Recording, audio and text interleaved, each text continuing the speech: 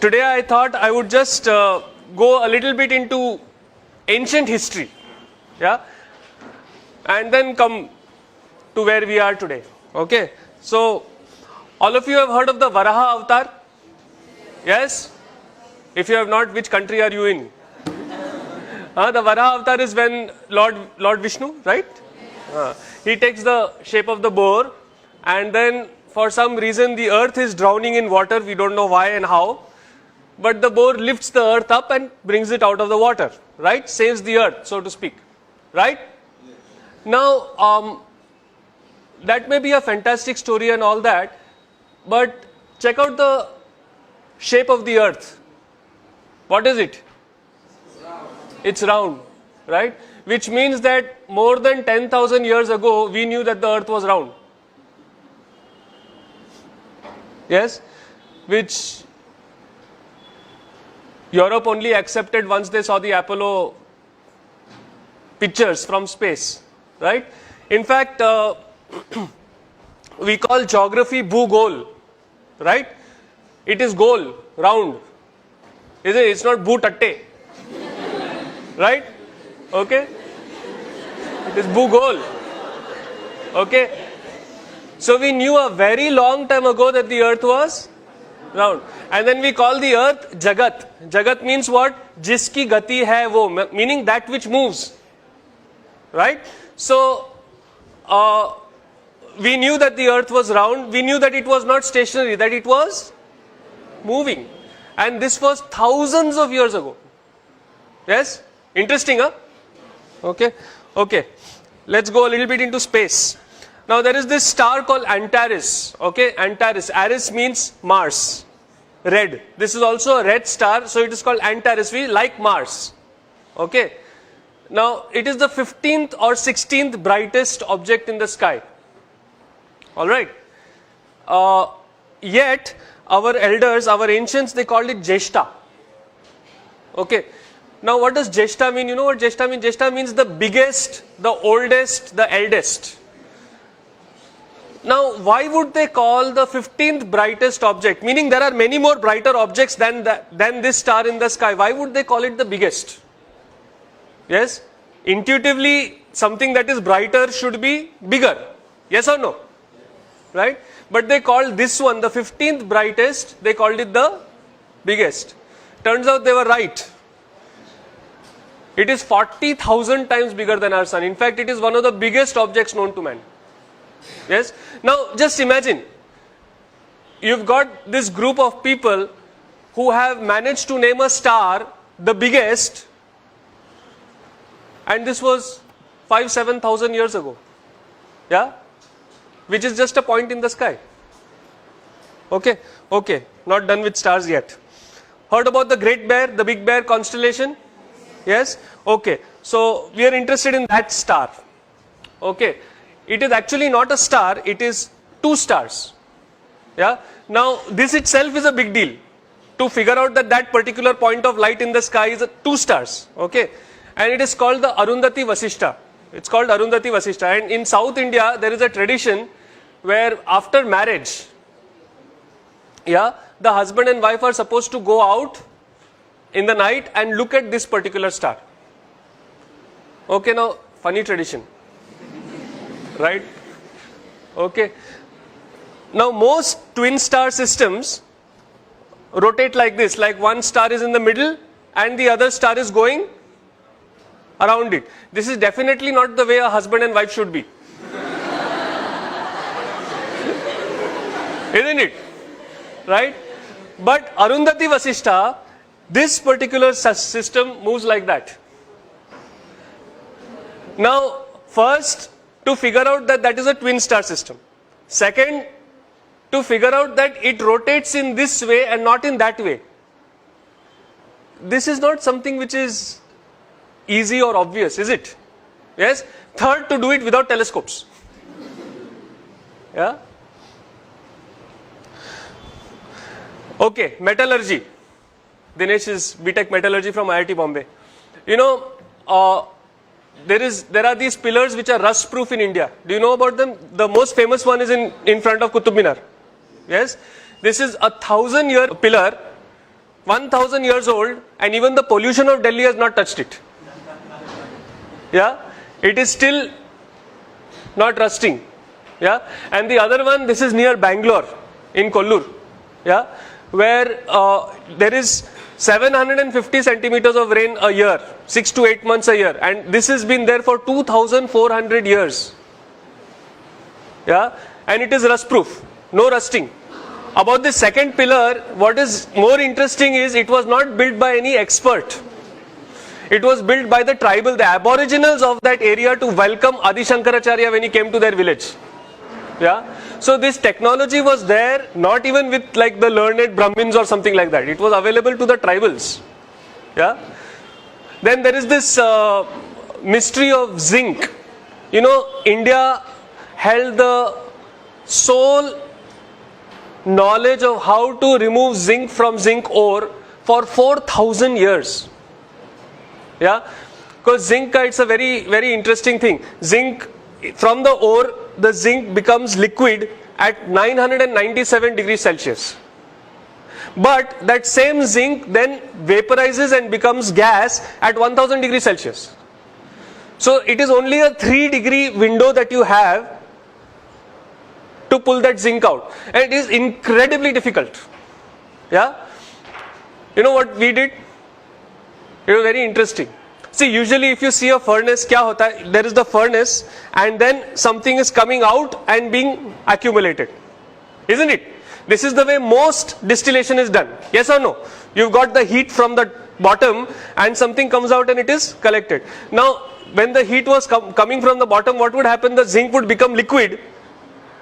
It would go down or it would just evaporate and go out. Right? So what did these people do? They turned it upside down. They put the heat on the top and they put an ice bath below it, cold. So it would come down, then it would go in the cold, it would solidify and you would get the zinc. Yeah? For 4000 years we kept this technique secret over here. Yeah? All the zinc in the world was made only by India. Nobody else could make it only. Yeah? Then one Chinese fellow stole it. Yeah? And then one British fellow stole it from the Chinese. There was this guy called William Champion who made the first zinc distillery in Great Britain in the year 1543. Before that, for 4000 years, if you wanted zinc, you had to come to us. Now, this is a nice shloka in the praise of Lord Krishna. When you look at this shloka, do you think that there is anything special about it? It is like all other shlokas. Oh Krishna, you are great, you are this, you are that. Yes or no? Right? Only thing is there is this thing, there is a protocol called the Katapayadi Sankhya. Okay? Took me a long time to learn to pronounce that. Yeah, so there is this Katapayadi Sankhya where they give particular alphabets, particular numbers.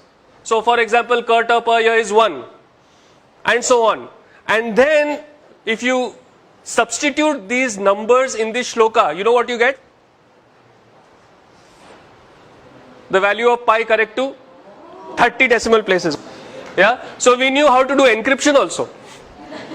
Yeah. Acha, now, don't you like this, what I am talking about? So clap and tell me no. Yeah. You know, I am not used to just talking to an audience. I want audience feedback also. Alright? Okay. If you don't like it, then do like that. So I know. Now recently I had been to Goa, and in Goa there is this place called Vasco da Gama. You have heard of it, right? Now why is Vasco da Gama called Vasco da Gama? Because there was this fellow from Portugal who came and supposedly discovered India. Right? Okay, let me tell you the true story. This story is in Vasco da Gama's own journal, which is there in Lisbon today. Okay. There were two guys who went searching for India. One of them was Christopher Columbus. The other was Vasco da Gama. Okay. Now Christopher Columbus, he went in the opposite direction. From Europe he went up. Okay. And he found America. Only he thought America was India. Okay. That is why the natives of Americans are called Indians. That's where the Indian name comes. Because he thought, मेरे को India मिल गया. Right? So he called those people Indians. He called them Indians actually. Then the Other people came and, called them red because they were not white. Yes? So that was Christopher Columbus' story. Vasco da Gama, he went in the opposite direction. If you know your geography, he came down from Africa, and he was too chicken to go out into the main sea. He would only sail keeping the coast in view. Okay? And he was having the biggest ship available at that time in Europe. Alright? So he came all the way down to the Cape of Good Hope. Okay? And over there, he was wondering, now how do I cross? Because from there to go to India, you have to go across the ocean, across the sea. Right? Over there he met a Gujarati whose name was Kanha. Okay? He does not mention the surname, possibly Patel. Okay? Yeah? So he met this Kana Bhai who was a trader from India, from Gujarat, who had ships 12 times the size of this ship. 12 times. And remember, Vasco da Gama's ship was the biggest ship in Europe at that time. Okay? He had ships which were trading ships, forget about military ships, trading ships which were 10 to 12 times the size of Vasco da Gama's ship. And Vasco da Gama's ship was escorted with 3 ships, like in formation, his ship was in the middle, those 3 of our Indian ships escorted this guy to Goa, to India. Yeah? So maybe we should call Kanha, no? Yes?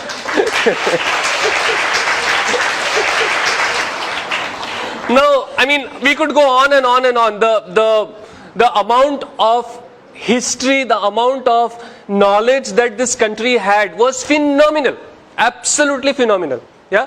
And what was even more phenomenal was these guys had this knowledge 5, 7, 10,000 years ago. Yes? When Europe was still, using bow and arrow to kill deer, our people were distilling zinc. Yes? Now, how did they have this knowledge? Yes? No, there is only one reason. All our scientists were saints. All of them did pranayam, all of them did yoga, all of them meditated. Yes? So what happened was, because when you have trained your mind like this, when you have meditated, when you know how to do this, and you have done it for appreciable number of years, then you are no longer limited by physical instruments. If you want to go into outer space, you close your eyes, boom, you can go. If you want to go into the depth of the atom, you close your eyes, you can get there. And then you are seeing it, right? So it has to be accurate. That is how Arundhati Vasishtha turns out to be a twin star system which rotates around each other. Yeah? Are you getting what I'm saying? Yes. Yes? That is how you can figure out how to make rust proof iron, which even till today we have not figured out. Yeah? So the basis of science is spirituality. Yeah? And this wealth that our country has, I will not say had, this wealth that our country has was systematically destroyed by the British when they came here. Yeah? They rewrote our history. So that when they left us with a legacy of being ashamed of our own culture and our own tradition. Yes, in Delhi we know this very cute old couple. Uncle is 81 years old, auntie is 71 years old, and they will be celebrating their 50th wedding anniversary like next year. His father was the first Chief Justice of India, Bhandari, Mr. Bhandari. Yeah, so very well connected and all. So he went to all these British schools, and over there they would say, yoga is for freaks. You should do PT. But unfortunately, do you see that even today in schools you do PT, you don't do yoga? Yeah. So we have got independence, it's 60 years, but we are still thinking in those terms only. That is what the British wanted. Yeah. To break this country, they had to break the education system and break the traditions. If we want to build this country again, then maybe it is time to come back to learning, studying yoga, meditation. Yes? Yes or no? Yes. Right?